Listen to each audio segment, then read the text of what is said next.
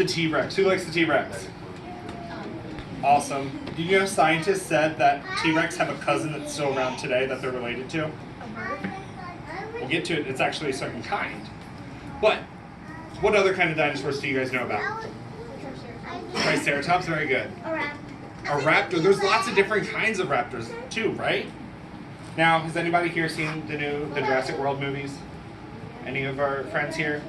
So the raptors that are in that one, just a fun fact. Of course, dinosaur, right? But then fossil. How do we know about dinosaurs? How do we know they existed? Because the fossils. Because of fossils, right? What is a fossil? Like bones and stuff like that. Bones. So they're not bones anymore, are they? No.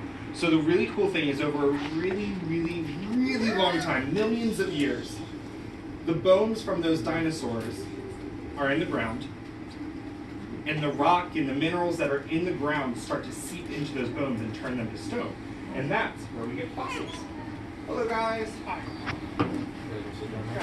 So this is not a dinosaur fossil. However, I like to show this one. This is a trilobite. This is an ancient animal that lived in the oceans. I'm going to show that to you guys. It stays there.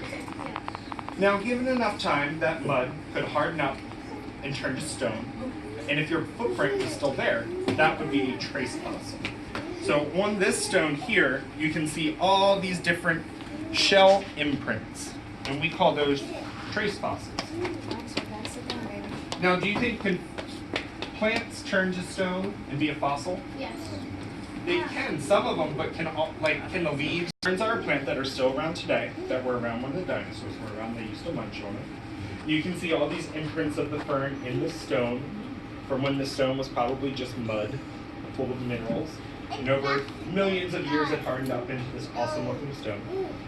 But these ferns, we wouldn't be able to see a fossil of these fossils. And that's what a lot of things that we've learned about and insects. So I'm going to start with our first animal friend today. This one, not a lot of people are fans of them, but I think they're super cool. And they are the Madagascar hissing cockroach. Oh. Oh my God.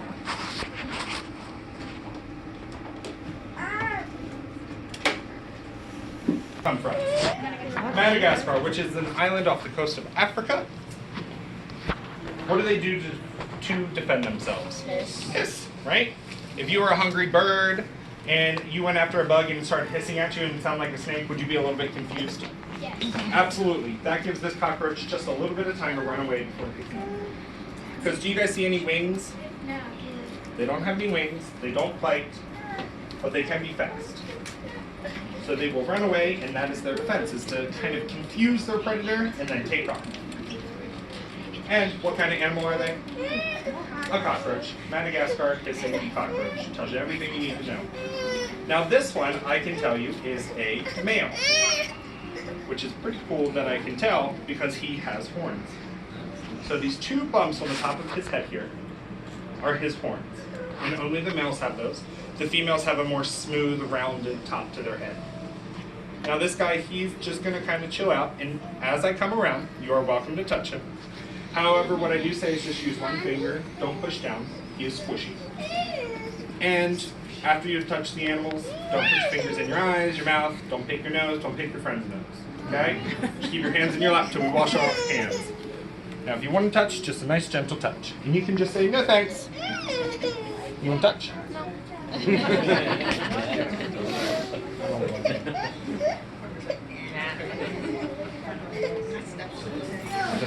Ew.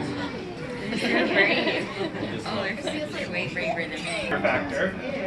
Insects are actually very nutritious and easy to raise and don't have a large carbon footprint. So actually in a lot of places around the world, eating insects and farming insects is becoming more popular. Not so much in the United States, but maybe one day. Gray tree frog, who just yawned, and it was super adorable. So again, tells us everything we need to know. It's gray, it lives on trees, it's a frog.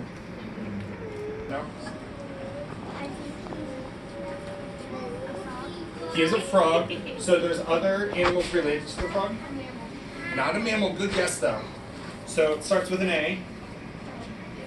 Not a reptile, but an amphibian. Amphibian means two lives. They start their life in the water as an egg and then a tadpole, and then they come out of the water as an adult, and then they live on land. Dinosaurs, does anybody want to guess what it might be? A bird. Not a bird. I wish I could bring a bird in here for the party, but I cannot. An owl. I can't bring in the owl, although you guys could go see them at some point today. It's a little windy out there, though. Any other guesses?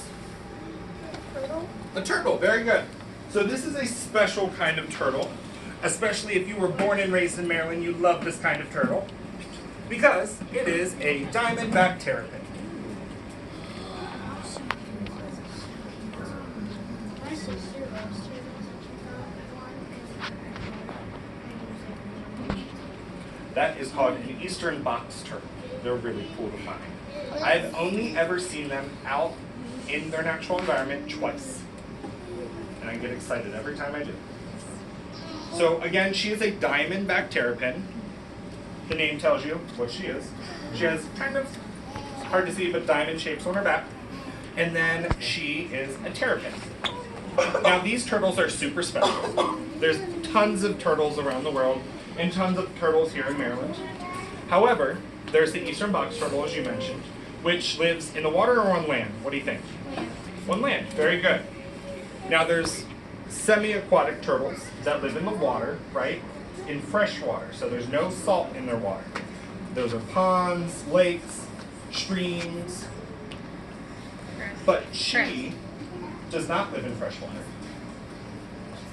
And she's not a sea turtle who lives in the ocean in salt water. You want to touch? Touch the shell? Good job. Nice. Now she lives in the Chesapeake Bay. You sure? Touch the shell, buddy. Partner, you hold mine.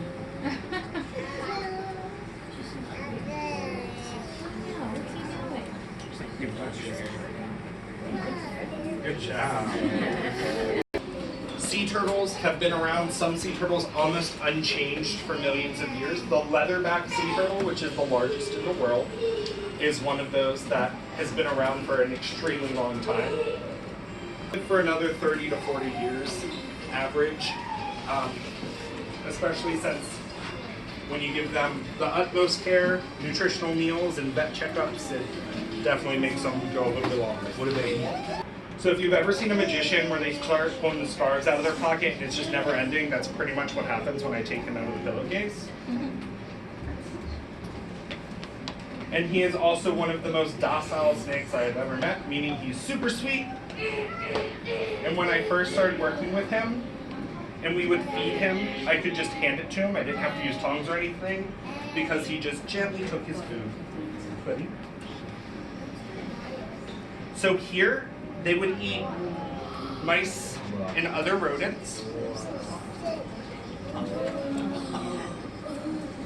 But we feed them frozen mice.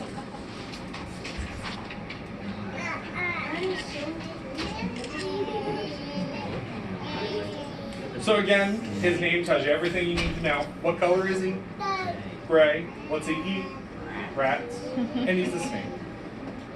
Sometimes scientists are very creative. Other times, they just come up with what they can.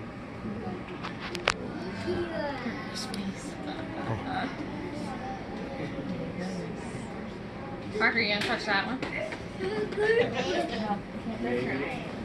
So just to give you an idea of his length, I am over 6 foot tall, What?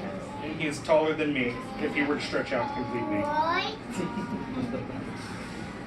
Now when I bring him around to touch, you are welcome to slide your finger down. However, if you see where his scales are pointing that way, you want to pet with the scales. Because have you guys ever bumped your finger down and pushed it up just a little bit and it hurt really, really bad? If you pushed his scales up, that's what it would feel like for him. So that's why we go this way instead of pushing his scales up the wrong way.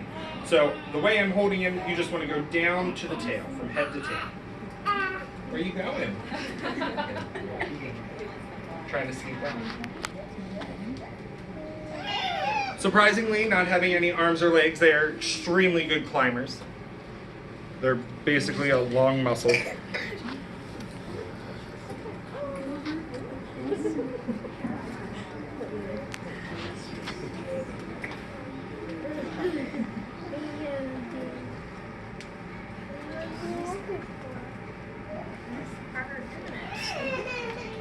Lauren, I got on video.